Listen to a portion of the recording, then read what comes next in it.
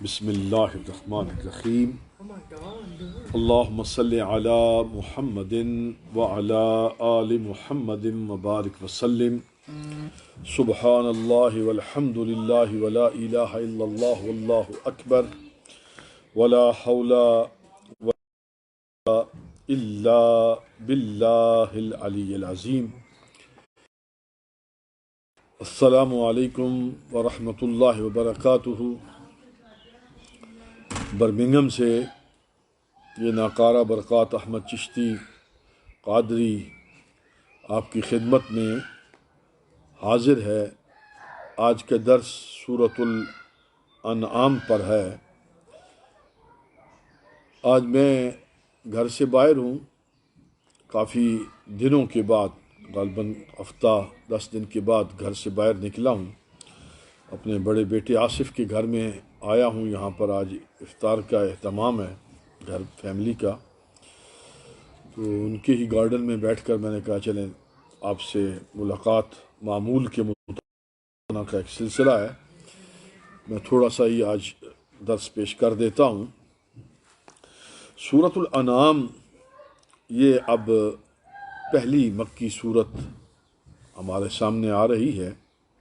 یہاں سے ایک مکی صورتوں کا ایک آغاز ہے۔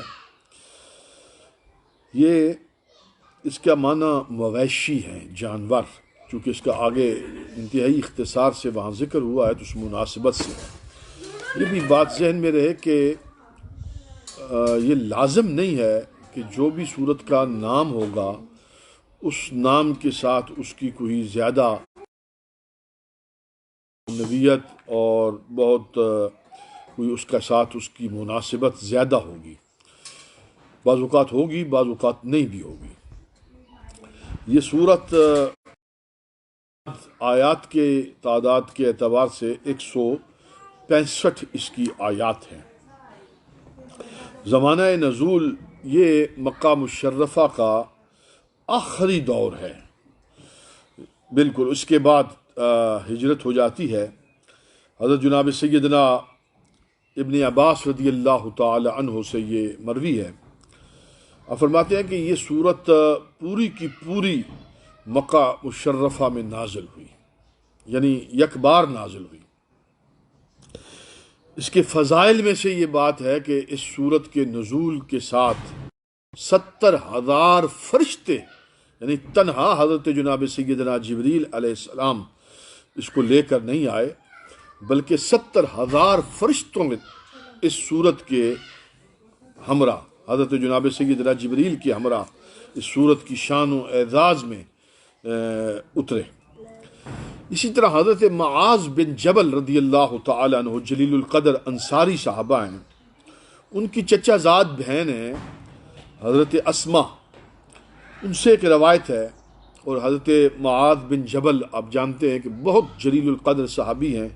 چند ماہ پہلے جارڈن میں، اردن، اس کے شہر الغوار وسطیٰ میں آپ کے مزار پر انوار پر حاضر ہوا ہوں، اور وہاں پر ظہر کی نماز بھی ادا کی ہے۔ انتہائی روحانی مقام ہے، پر لطف اور پر شکوہ، ہر لحاظ سے وہ مقام زیارت کا مقام ہے۔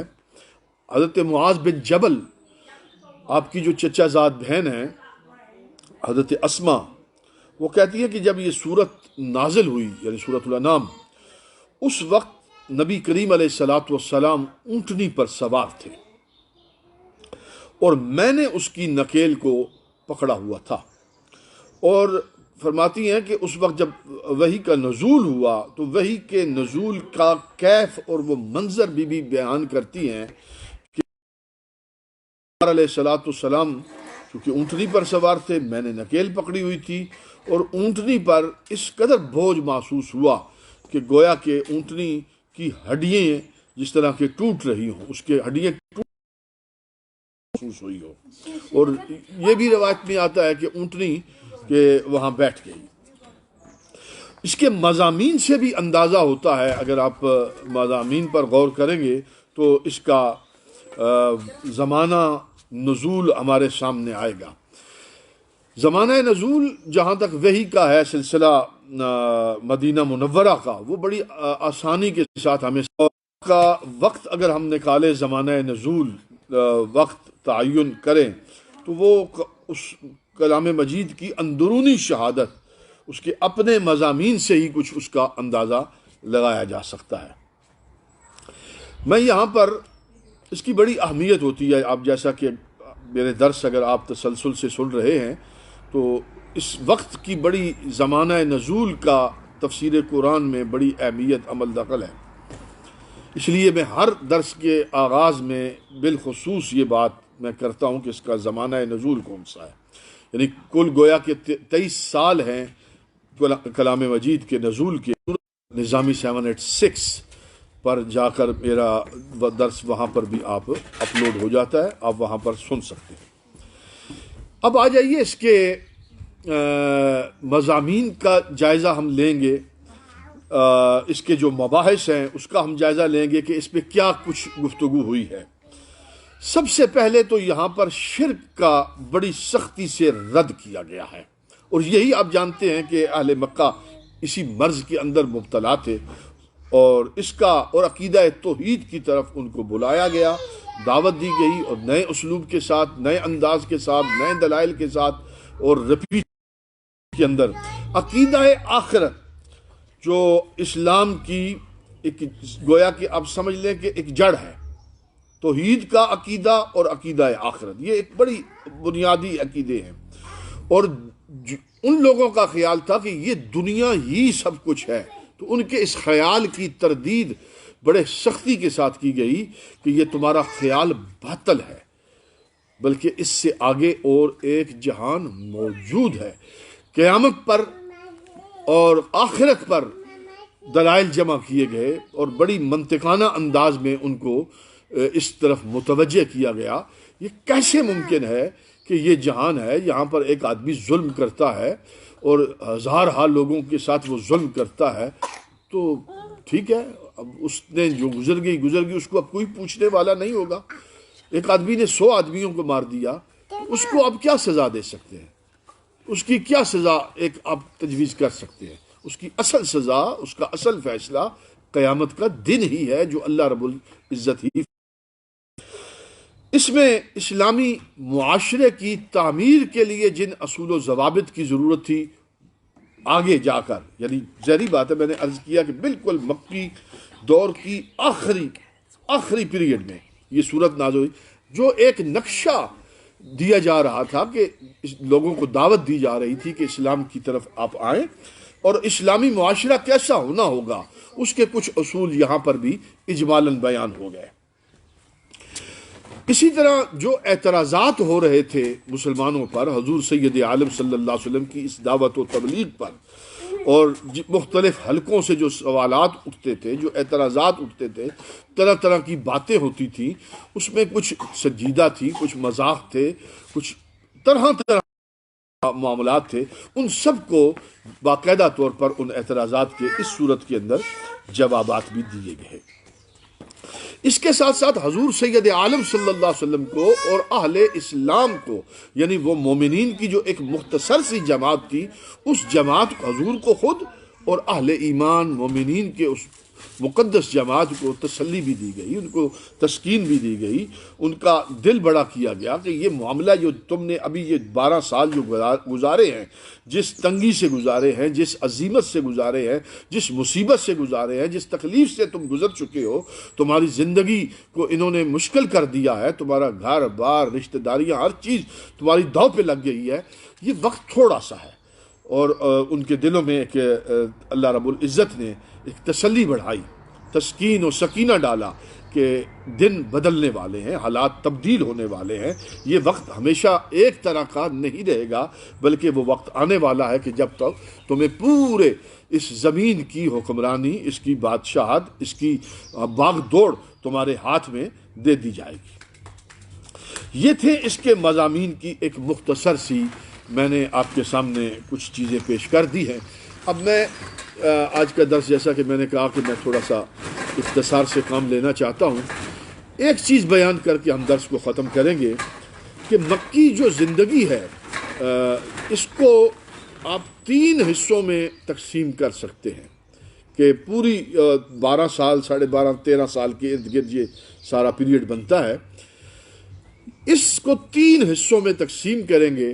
آج کے اس درس میں یہ نقطہ اگر آپ کے ذہن میں رہا تو آگے جا کے جو ہمارے دروس آئیں گے تو یہ چیزیں آپ کو کام آئیں گی. اور یہ گویا کہ ایک بنیادی باتیں میں عرض کرتا ہوں. درس تفسیر کے جو فہم قرآن کے لیے بنیادی باتیں ہمیشہ ذہن میں رہنی چاہیے.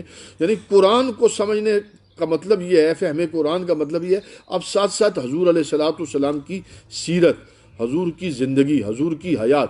بلکہ اگر ایک لفظ میں کہوں تو قرآن اصلاً حضور نبی پاک علیہ الصلوۃ والسلام کی حیات طیبہ کی ایک پوری روداد خود بیان کرتا ہے. خود قرآن حضور علیہ الصلوۃ والسلام کا اسوہ بیان کرتا ہے. قرآن خود حضور کی سیرت بیان کرتا ہے. قرآن خود حضور علیہ السلام کے شب و روز بیان کرتا ہے.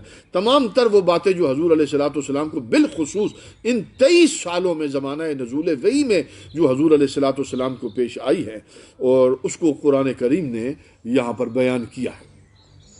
مکی زندگی کو 4 ادوار میں بھی تقسیم کیا جا سکتا ہے یا 3 میں کر لیں. مثلا پہلا دور وہ ہے کہ جس کا آغاز جو ہے وہ بعثت سے ہوتا ہے، یعنی غار حرا سے ہوتا ہے. اور غار حرا میں حضور علیہ الصلوۃ والسلام مبعوث کی دفعہ وہی آپ پر ہوئی اور پھر سرکار علیہ الصلوۃ والسلام گھر میں تشریف لائے. حضرت سیدہ طیبہ مخدومہ کائنات ام المومنین سیدہ خدیجۃ الکبریٰ صلوات اللہ وسلام اللہ علیہا پاک بی بی کے سامنے آپ نے اپنا حال و احوال و ماجرا اور نزول وحی کی کیفیت اور اقرا بسم ربک الذی خلق کی آیات وہ ساری اپنی کیفیت پیش کی. بی بی پاک نے جواباً نبی پاک علیہ الصلوۃ والسلام کو کس طرح سے آپ کی ڈھارس باندھی، تسلی دی اور اس وحی کی وجہ سے پہلی دفعہ وحی ہوئی حضور کی وجود اقدس پر جو اس کے اثرات ہوئے. بہرحال وہ وہاں سے لے کر یہ تقریباً 3 سال تک کا پیریڈ ہے، یعنی بعثت سے لے کر 3 سال تک کا پیریڈ ہے جو حضور علیہ الصلوۃ والسلام کی جو دعوت تھی وہ فقط وہ آپ گویا کہ یوں سمجھ لیں خفیہ دعوت ہوتی رہی. مخصوص لوگوں کو حضور علیہ الصلوۃ والسلام دعوت دیتے رہے، خاندان کے مخصوص لوگوں کو آپ دعوت دیتے رہے. اور بعد ازاں پھر کھل کے جب اس کا اعلان نبوت کیا، کھل کے اظہار ہوا اور یہ پہلا پیریڈ گزر گیا. اب جب کوہ صفا سے لے کر آپ اس کو اگر 3 حصوں میں تقسیم کریں گے تو کوہ صفا سے لے کر حضرت جناب سیدہ طیبہ خدیجۃ الکبریٰ اور حضرت جناب سیدنا ابو طالب رضی اللہ تعالی عنہما، ان دونوں پاک ہستیوں کے وصال تک کا ایک پیریڈ بنتا ہے. حضرت ابو طالب حضرت مولا کائنات شیر خدا تاجدار حلتا خیبر شکر علی المرتضیٰ کے والد گرامی ہیں. حضرت ابو طالب آپ کا وصال ہوا اور حضرت خدیجہ کا وصال ہوا. اس کو عام الحزن کہا گیا، یعنی عام الحزن حضور نے خود نام رکھا، غم کا سال.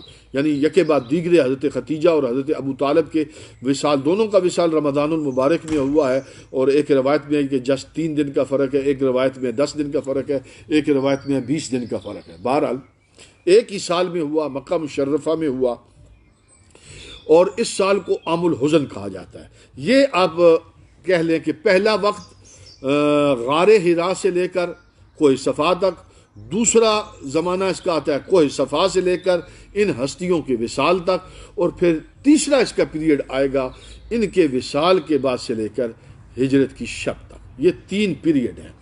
ان تینوں کے اپنے اپنے حال و احوال ہیں، تینوں پر مختلف حضور علیہ الصلوۃ والسلام پر وقت گزرا ہے.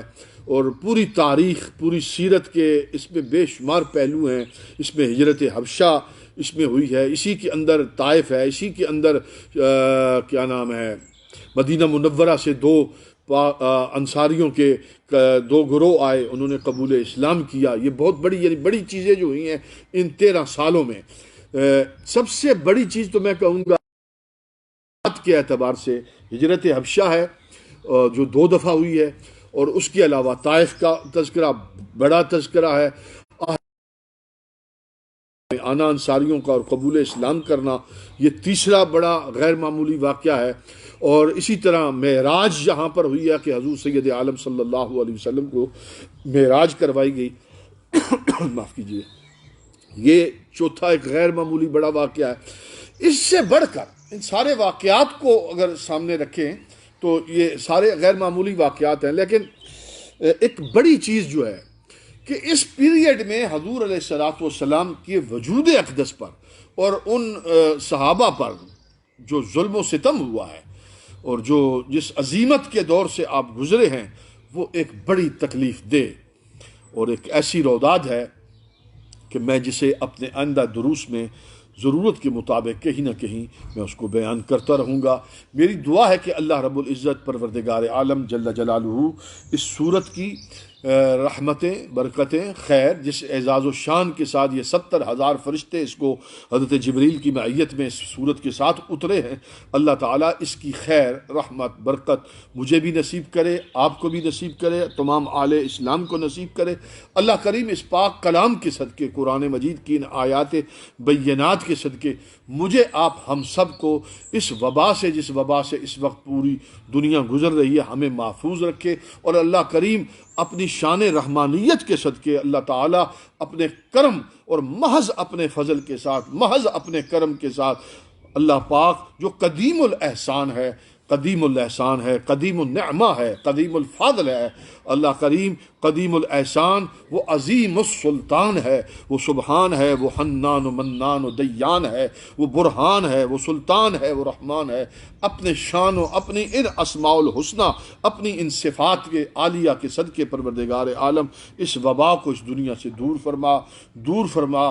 اللہ، ہم تیرے بندے، یہ سب تیرے عاجز بندے ہیں اور تیری بارگاہ میں جھکے ہوئے ہیں، ہمارے سر زمین پر جھک گئے ہیں. اے اللہ، تو اپنے شان کرم کے صدقے اس وبا کو ہم سب سے دور فرما دے، اپنا کرم فرما دے، اپنا فضل فرما دے.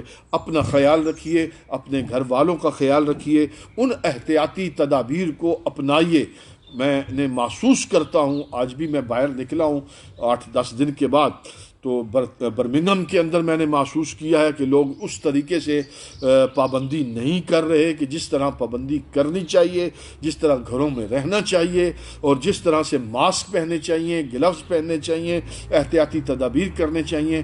میرا گھر یہاں سے تقریباً 14 مائل کے فاصلے پر ہے، گویا کہ میں نے 14 میل ڈرائیو کر کے یہاں آیا ہوں، تو 30 منٹ، تقریباً 20-25 منٹ لگے بھی ہیں. تو میں نے اس راستے میں جو دیکھتا آیا ہوں، مجھے کوئی اس سے تسلی نہیں ہوئی کہ یہاں پر، چونکہ یہی وجہ ہے کہ برمنگھم میں اور اس برطانیہ میں جو ڈیتھ ریٹ ہے وہ بہت زیادہ ہے، تو اس کی تعداد جو ہے وہ کہنا چاہیے کہ وہ بہت زیادہ ہے. تو ظاہری بات ہے ہماری احتیاط اس طرح سے نہیں ہے، جبکہ گورنمنٹ نے ڈیڈ لائن کیا کہتے ہیں لاک ڈاؤن بھی کر دیا. آپ کو فیسلٹیز جو ایک دینی چاہیے تھی اس کی اناؤنسمنٹ بھی کر دی، وہ کچھ پروسیس سے لوگوں کو دیا بھی جا رہا ہے، جو سسٹم ہے اسی کے اندر ہے. بہرحال احتیاط ہم پر ضروری ہے. میں، آپ، ہم سب، گھر کا ہر فرد احتیاط کرے. جب بھی گھر سے آپ اندر، اپنے باہر سے جب واپس گھر کے اندر داخل ہوں تو پہلا کام آپ یہ کریں کہ اپنے جوتے آپ باہر اتاریں اور اپنے ہاتھ سب سے پہلے کسی کو ٹچ کرنے سے پہلے خوب ہاتھ دھوئیں. ممکن ہو جو ہمارے پاکستان کے علاقہ ہے، اب وہاں موسم تبدیل ہو رہا ہے کہ آپ آتے ہی باہر سے فوراً بغیر کسی کو ٹچ کیے آپ باتھ روم میں جائیں اور غسل کر لیں، کپڑے چینج کر لیں. یہ احتیاطی تدابیر بہت زیادہ ضروری ہیں. اس کے ساتھ ساتھ میں پورے جو دنیا میں اس وقت جو ایک ڈسکشن ہے، جو صحافی کر رہے ہیں تب، یا پڑھے لکھے لوگ کر رہے ہیں، سیاستدان کر رہے ہیں، جو جس لیول میں کر رہے ہیں، وہ سب میری نظر میں ہے. میں سب کو سنتا ہوں، سب کو دیکھتا ہوں. ہر طرح کی ایک نئی بحث چلی ہے اور کرونا کے حوالے سے ڈفرینٹ ڈگریاں ہیں. میں اس پر ابھی تک کوئی لب کشائی کرنا نہیں چاہتا، اس لیے کہ کسی حتمی بات پر میرا ذہن ابھی تک نہیں پہنچا. ابھی ہم سن رہے ہیں، لیکن یہ بات بہرحال طے ہے کہ ہمیں احتیاط کرنی ہے اور اس احتیاط کا حکم ہمیں اللہ پروردگار عالم نے کلام مجید میں دیا ہے. خود پروردگار ہمیں کہتا ہے کہ اپنی جانوں کو جان بوجھ کر ہلاکت میں نہ ڈالو. وآخر دعوانا ان الحمد للہ رب العالمین.